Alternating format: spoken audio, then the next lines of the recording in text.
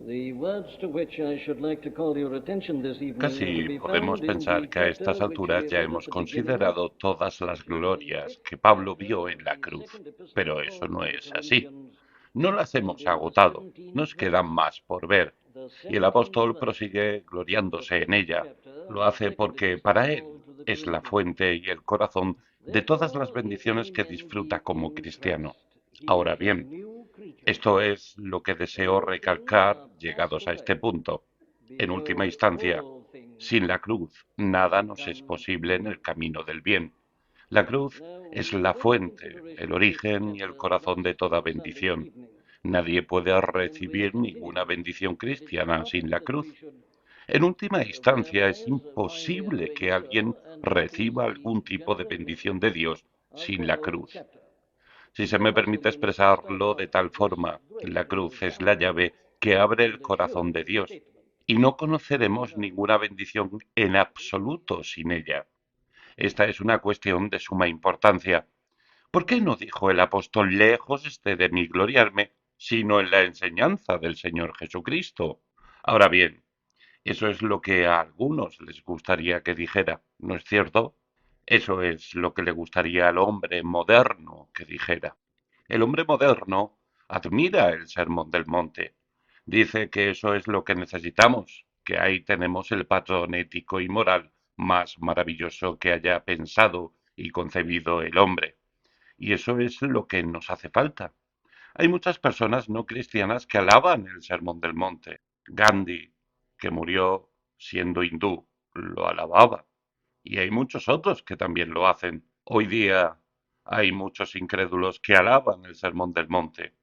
Les gusta Jesús, el maestro religioso, el revolucionario. Así es como ellos lo ven y están dispuestos a elogiar su enseñanza en el Sermón del Monte. Dicen que es justo lo que el mundo necesita. Si todo el mundo lo pusiera en práctica, se resolverían todos nuestros problemas. ¿Por qué no dice, pues, el apóstol, lejos esté de mí gloriarme, sino en el sermón del monte, lejos esté de mí gloriarme, sino en la enseñanza incomparable del Hijo de Dios? Como hemos visto, esta pregunta tiene una respuesta completamente obvia y sencilla. No es la enseñanza del Hijo de Dios lo que nos salva. De hecho, podemos decir con reverencia que la enseñanza del Señor Jesucristo en sí fue un fracaso absoluto. Su enseñanza no reformó a nadie. Su enseñanza ni siquiera logró acceder a las mentes y los corazones de sus propios discípulos escogidos. Tropezaron. Lee el Evangelio. Verás que tropezaron, especialmente cuando hablaba de su propia muerte. Eran incapaces de asimilarlo. Pero míralo de esta manera. Toma el Sermón del Monte, que tan alabado es.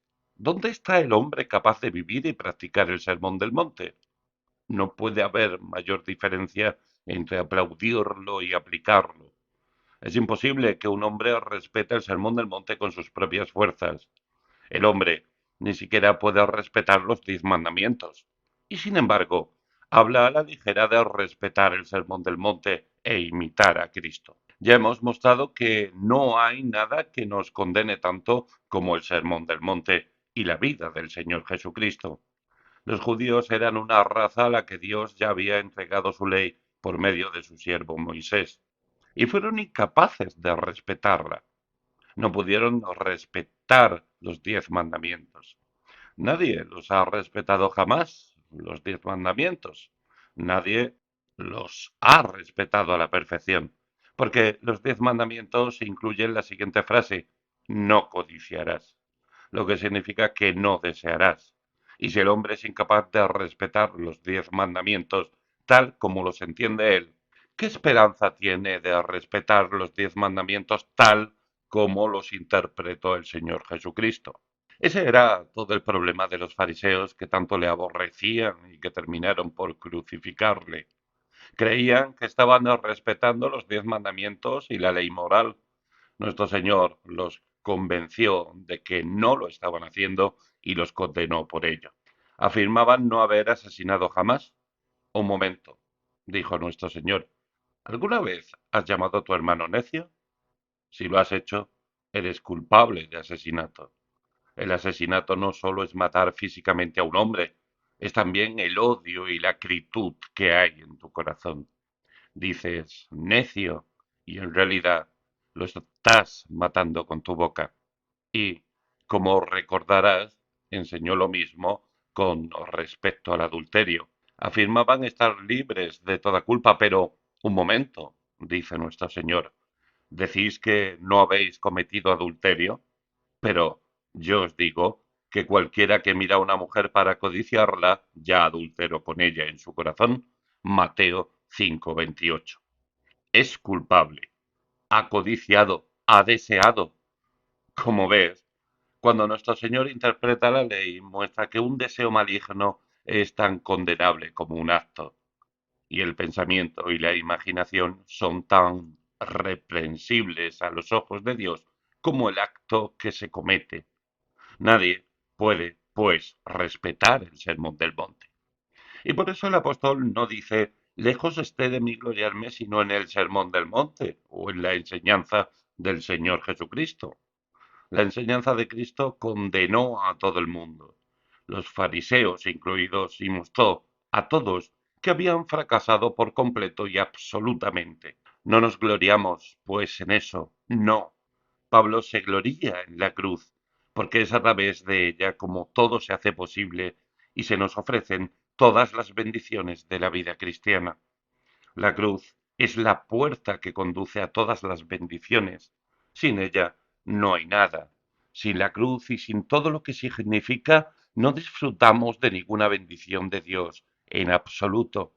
Pero la cruz abre la posibilidad de todas las innumerables bendiciones del Dios glorioso. ¿Cuáles son? Permítaseme enumerar algunas de ellas aquí. El apóstol Pablo nunca se cansó de decir estas cosas. Lee lo que dice al comienzo de Romanos. Lo expresa de esta forma. Justificados, pues, por la fe, tenemos paz con Dios por medio de nuestro Señor Jesucristo. Romanos 5:1. Justificados por la fe significa que en el momento en que crees en lo que sucedió en la cruz y ves que esa es la forma que tiene Dios de reconciliarte con Él, eres inmediatamente considerado justo. Tus pecados son perdonados y borrados, y se te viste con la justicia de Cristo. Justificados, pues, dice Pablo, por la fe tenemos paz con Dios. Eso es lo primero que produce esta creencia. Ahora bien, lo he dicho a menudo y lo vuelvo a repetir, no hay ninguna palabra más importante, especialmente en estas epístolas de Pablo, que la palabra pues. Adviértela. Siempre introduce la palabra pues en esta clase de argumento. Ha estado estableciendo la doctrina y especialmente la doctrina de la cruz. Y entonces dice, pues, a la luz de eso, debido a eso, esto es lo que implica. Y esto es lo primero que implica. Al ser justificados por la fe tenemos paz con Dios. ¿Comprendes lo que eso significa?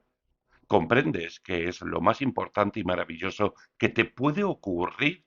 Que recibes paz y estás en paz con Dios. Hemos mostrado cómo todos los problemas de esta vida como seres humanos responden al hecho de que tenemos una relación equivocada con Dios. Es tan sencillo como eso. Todos los diversos y complejos problemas de la raza humana en la actualidad, al igual que todos los siglos anteriores, se derivan de una sola cosa. El hombre se encuentra en la relación equivocada con Dios. Está separado de Dios. Hay un estado de guerra entre el hombre y Dios. Esa es la causa de todos nuestros problemas. Los problemas llegaron a este mundo como resultado directo e inmediato de la rebelión del hombre contra Dios, y así ha seguido desde entonces. Y hemos intentado muchas cosas, y la civilización ha estado ocupadísima intentando introducir el orden, intentando alcanzar la paz. Todo el mundo quiere la paz, pero hagamos lo que hagamos, no la hallamos. ¿Por qué no? Porque no la hallaremos hasta que no estemos en paz con Dios. Dios mismo lo dijo a través del profeta Isaías. No hay paz, dijo mi Dios, para los impíos. 57:21. Y si ha habido un momento en que el mundo lo haya demostrado es hoy día.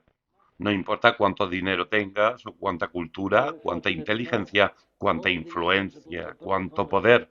Jamás conocerás la paz mientras seas impío, lo que significa no someterse a Dios y no vivir para su gloria y para alabarle. Puedes tener todo el dinero y la riqueza del mayor millonario del mundo y ser tan infeliz y estar tan descontento como el mendigo más pobre. No hay paz, dijo mi Dios, para los impíos, y el hombre carece de esperanza hasta alcanzar la paz con Dios. ¿Por qué es tan importante? Bien, por supuesto, la respuesta es que, nos guste o no, estamos en manos de Dios. Permítaseme expresarlo de esta forma. Esta es la situación del hombre por naturaleza. Esta es la situación de todo hombre y toda mujer que no sea cristiano, que no crea en la cruz de Cristo y no se gloríe en ella. Tal como somos por naturaleza, Dios está descontento con nosotros y su ira está sobre nosotros. Está descontento con nosotros porque Él nos ha creado y lo ha hecho con un fin y un propósito específico, pero no lo estamos cumpliendo. No estamos viviendo ni compartiéndonos tal como quería que lo hiciéramos, y así Dios está descontento con nosotros. Ahora bien, es inevitable que Dios esté descontento. El gran Dios todopoderoso en toda su sabiduría, justicia, amor y compasión, que creó el mundo y a todos los hombres y las mujeres, jamás creó el mundo que tú y yo conocemos en la actualidad. Esto es monstruoso. El mundo tal como tú y yo lo vemos y conocemos no es el mundo que Dios tal como lo creó. Lo que presenciamos es lo que el hombre ha hecho con el mundo de Dios, y eso no es del agrado de Dios. Él lo creó todo en el principio, lo creó perfecto, y se nos dice que miró creación y vio que era buena. Estaba contento con ella. Pero Dios está descontento con el mundo de hoy y lo ha dicho en repetidas ocasiones. Su ira está sobre él y ha decidido castigarlo. Y no solo eso, ya lo está castigando. En el Nuevo Testamento hay un gran argumento. Este no es el lugar para desarrollarlo, aunque lo considero de una importancia vital en la coyuntura actual de la historia humana. Pero hay un argumento a estos efectos, que Dios manifiesta su ira contra el pecado del hombre, que Dios manifiesta su ira contra el pecado del hombre simplemente permitiendo que coseche los resultados de sus propios actos. Dios no castiga siempre de forma directa, a veces lo hace indirectamente. Todos lo hemos hecho alguna vez con otra persona. Quizás hayas intentado persuadir a un niño para que se comporte bien. Sabes que si mete los dedos en algún pequeño dispositivo eléctrico va a sufrir un calambre, pero el mismísimo hecho de que le digas al niño que no toque el dispositivo estimula el deseo que tiene el niño de tocarlo. Quizá insistas en decirle no lo toques o lo lamentarás, pero el niño está diciendo muy bien, dices y finges no mirar. El pequeño rebelde mete el dedo, pues, y sufre el calambre. Dios hace eso con el ser humano. Creo que eso explica el siglo XX con sus dos guerras mundiales y todo el caos y la confusión que hay en la actualidad. Dios está diciendo al hombre, ¿has dicho que puedes arreglártela sin mí? Muy bien. Arréglatelas entonces, pero no esperes que las personas respeten sus votos matrimoniales, no esperes que no luchen y no compitan en una carrera de armamentos, no escucharán, porque una vez que me hayan dejado, estarán gobernados por sus propios deseos y pasiones y cosecharán los resultados. Eso es lo que está sucediendo en el mundo moderno. La ira de Dios está sobre él. Dios no sonríe al mundo hoy ni lo bendice. El mundo le odia, se revela y blasfema contra él, y Dios le priva de sus propias bendiciones. Presenciamos un mundo sin la bendición de Dios. Esa es la ira de Dios. Pero también hay otro lado. Considéralo desde el punto de vista del hombre. Por naturaleza el hombre sin Dios está intranquilo. Lo sabemos, todo el mundo, todos estamos intranquilos.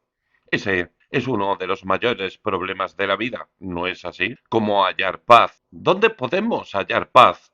¿Dónde podemos hallar tranquilidad? ¿Dónde podemos hallar descanso y tranquilidad de espíritu? ¿Dónde podemos hallar el estado en que todo vaya bien y no haya problemas? ¿Dónde está? El hombre no puede hallarlo, está intranquilo. ¿Por qué? He estado ofreciéndote la respuesta.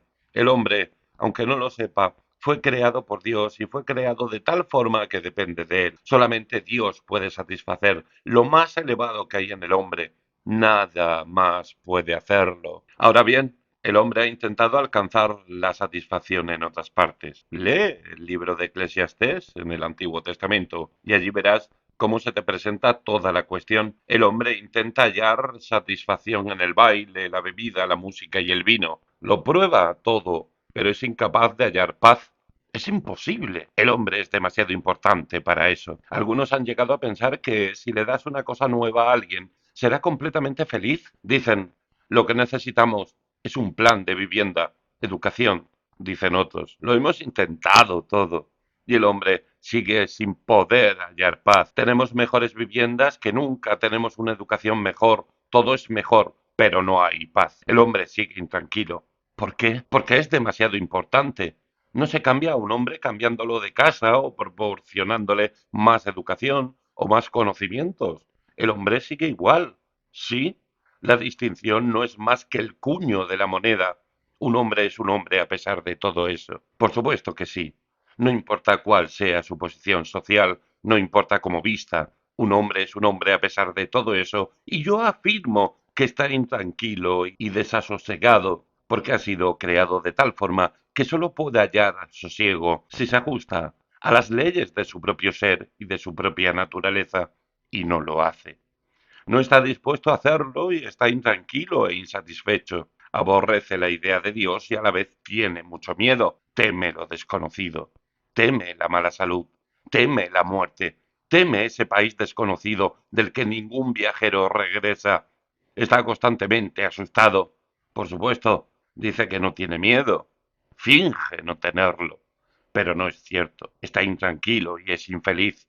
¿Por qué habría de temer esas cosas? Solo hay una respuesta válida. Está en la Biblia. El aguijón de la muerte es el pecado y el poder del pecado la ley. Primera de Corintios 15:56. A pesar de que el hombre niegue a Dios, experimenta un complejo de culpa. Se siente culpable, no puede quitárselo de encima. También sus psicólogos lo tienen. No son capaces de justificarlo y lo sufren en sus propias vidas. El hombre tiene un sentimiento de culpa aunque no cree en Dios, sigue experimentando un sentimiento de culpa en presencia de Dios. Para que el hombre pueda llegar a tener paz, especialmente paz con Dios, es preciso ocuparse de las dos partes. El hombre está enemistado con Dios y la ira está sobre él. Hace falta que ocurra algo, que Dios haga algo. Y el mensaje de la cruz es que eso ha ocurrido. Cuando nuestro Señor murió en la cruz estaba cumpliendo todas las exigencias de la santa ley de Dios. La rectitud, la justicia y la santidad de Dios fueron satisfechas por completo. Dios derramó su ira por el pecado sobre el cuerpo de su propio Hijo. Su alma fue convertida en una ofrenda por el pecado y todas las exigencias de Dios en su santidad fueron satisfechas allí. Y gracias a Dios también se aplica a nosotros. Tenemos la sensación de que Dios está contra nosotros. Pensamos en Dios como una especie de gran ogro o de monstruo a punto de aplastarnos y castigarnos. Creemos que nos odia y que está contra nosotros y estropea nuestras vidas. No queremos que nos moleste, queremos seguir a lo nuestro. Luego llega el momento en que miramos a la cruz y vemos que Dios envió a su amado Hijo unigénito al mundo para que fuera a la cruz. Es Dios quien lo envió a él. Dios estaba en Cristo reconciliando consigo al mundo. Es Dios quien cargó en él el pecado de todos nosotros. Es Dios quien le azotó, le golpeó y le infligió el castigo que nosotros merecíamos. Al observar la cruz, repito, toda tu actitud hacia Dios y toda tu opinión con respecto a Él cambia por completo. Ahí vemos que Dios es amor y que está lleno de misericordia y compasión, que Dios nos ama con un amor eterno. Vemos que por medio de esa cruz se apacigua y satisface la ira de Dios, que nuestra necedad y nuestra rebelión se eliminan, que Dios y el hombre se reconcilian y que alcanzamos la paz con Dios. El gran Agustín de Hipona lo resumió todo en una frase memorable: nos has hecho para ti y nuestros corazones no descansan hasta descansar en ti. El hombre puede encontrar la paz, pero solo cuando está en paz con Dios. Solo por medio de la muerte de Cristo en la cruz se resuelven y eliminan la lucha, la rebelión, el antagonismo y la ira de Dios. Y Dios nos mira compasivamente, con perdón y sonriéndonos, justificados pues por la fe, tenemos paz para con Dios. Ahí tenemos pues lo primero. Pero permítaseme pasar a lo siguiente. De esta cruz se derivan muchas otras cosas. Empiezo por la paz, porque es la más importante de todas. Pero permítaseme decir algo acerca de lo segundo. No quiero sonar insultante al preguntarte esto. ¿Me sigues? ¿Entiendes el pasaje de la Escritura que hallamos en el capítulo 5 de Romanos y en la primera mitad del capítulo 6? Esas palabras se escribieron hace más de 1900 años a los cristianos de Roma, la mayoría de ellos esclavos de la casa de César. Y cuando Pablo les escribió esas palabras, es obvio que esperaba que las entendieran y daba por supuesto que lo harían. Pero le pregunto al hombre y la mujer del siglo XX, ¿qué tanto se enorgullecen de sus conocimientos y su sofisticación? ¿Las entiendes? Los siervos y esclavos del siglo I podían entenderlas. ¿Podemos nosotros? Esto es lo que dijo Pablo, que debíamos gloriarnos en la cruz, porque cuando el Hijo de Dios murió en ella, todos los que creen en él también murieron con él.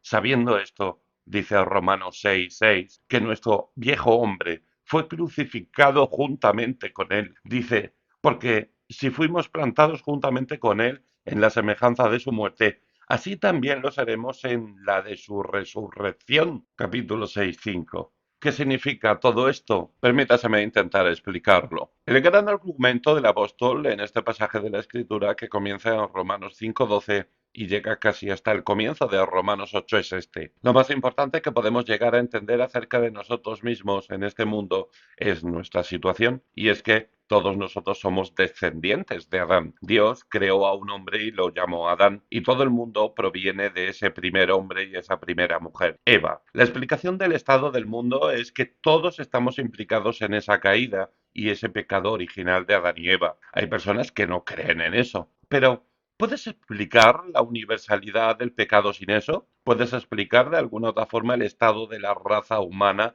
a pesar de todos los esfuerzos de la civilización para mejorarla? No hay ninguna otra explicación. Verás, así es como funciona.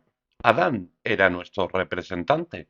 Fue el primer miembro de la raza humana, de forma que todo lo que hizo implica toda su descendencia. Y todos sabemos a la perfección lo que sucedió. Pecó, cayó y murió. Y el apóstol dice que por causa de eso todos morimos.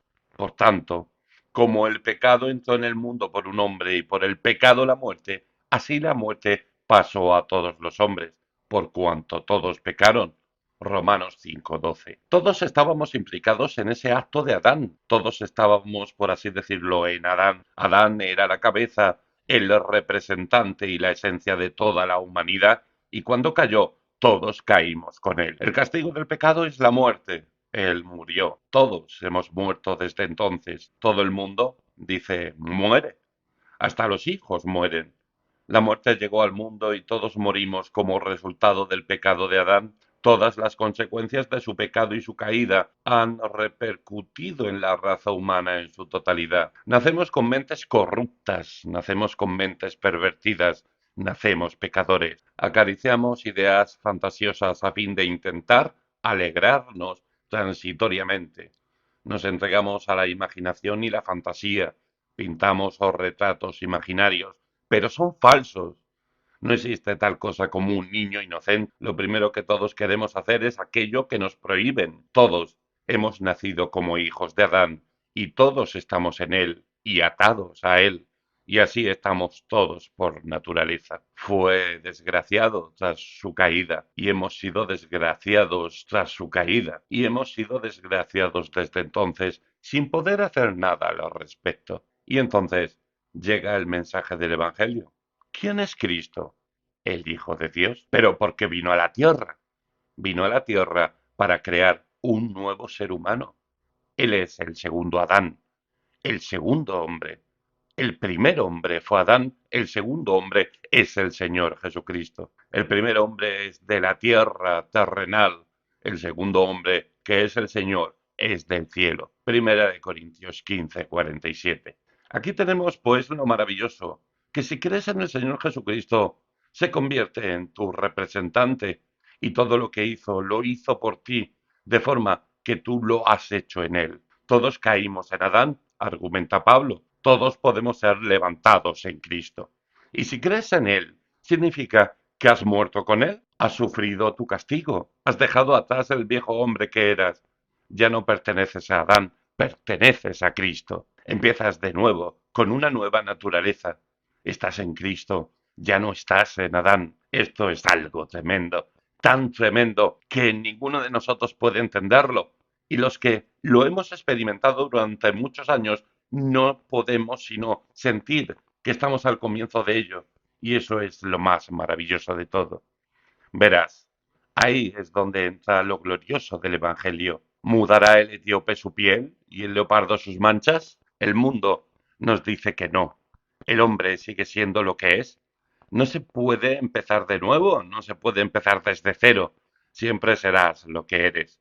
No sirve de nada pretender otra cosa. Es imposible. El hombre es lo que es y seguirá siendo lo que es. No, dice el Evangelio. Es posible que uno a lo que era. Puede dejar de pertenecer a Adán, puede dejar de estar en Adán, puede estar en Cristo, puede haber pasado por una muerte, puede nacer de nuevo por completo, con una nueva naturaleza, con una nueva vida. Muere con Cristo y resucita con Cristo. Está en Cristo. Y así se convierte en un hombre nuevo. Ahora bien, por supuesto, esto es exactamente lo que le sucedió al apóstol Pablo. En su antigua vida era un fariseo orgulloso y autosuficiente, un hombre religioso y muy moral, un hombre muy bueno, un judío muy nacionalista que despreciaba a todos los demás y se enorgullecía de sí mismo. Eso es lo que era. Y sin embargo era desgraciado, desdichado, infeliz y se sentía inquieto. Pero una vez que comprendió el significado de la muerte de nuestro Señor Jesucristo en la cruz, empezó de nuevo por completo. Saulo de Tarso murió y el apóstol Pablo recibió la vida. Dice, de modo que si alguno está en Cristo, nueva criatura es. Las cosas viejas pasaron. He aquí, todas son hechas nuevas. Segunda de Corintios 5:17. Es un hombre nuevo, en un universo nuevo. Es liberado de esa naturaleza y ese antiguo estado adánico y está en Cristo, vivo para Dios. Es la cruz la que lo hace, que nada, a excepción de la muerte en la cruz, puede liberarnos del viejo hombre que todos somos por naturaleza. Pero si crees en él y en el propósito de esa muerte y lo que se logró con ella, mueres realmente a tu vieja naturaleza adánica. Sabes que tu viejo hombre fue crucificado junto con Cristo y que ha desaparecido para siempre. Y como resultado de eso, toda nuestra posición y nuestro estatus cambian por completo. El apóstol lo expresó en esa gran afirmación, porque el pecado no se enseñoreará de vosotros, pues no estáis bajo la ley, sino bajo la gracia. Romanos 6:14.